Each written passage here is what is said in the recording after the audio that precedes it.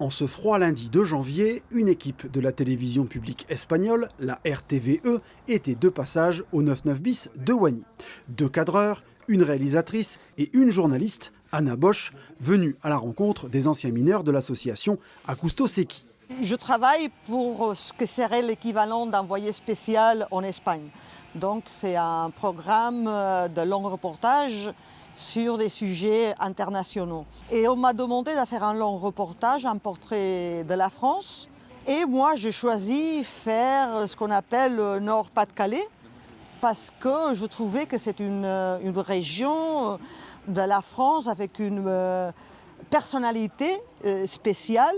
Et dans cette personnalité, il y a la mine. Il y a la mine et la pêche.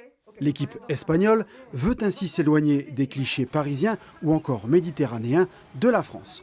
Les membres de l'Acusto étaient donc les premiers à l'honneur dans ce sujet. Considérés comme les anges gardiens de ce site, voués à la destruction, ils en sont également la mémoire vivante. Je fais ma petite recherche et j'ai vu que c'était le dernier site à fermer et qu'ils avaient tenu cette lutte pour tenir le site, pour que ce ne soit pas écrasé et effacé. On va faire la mémoire de ce que c'était travailler dans la mine.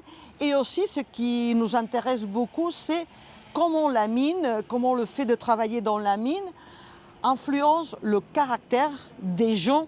Comment ça, c'était plus qu'un boulot. Et même aujourd'hui, c'est plus qu'un boulot.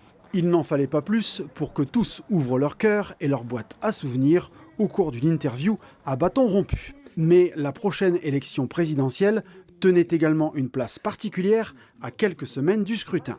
Le reportage sera d'ailleurs diffusé sur la télévision espagnole peu avant les élections.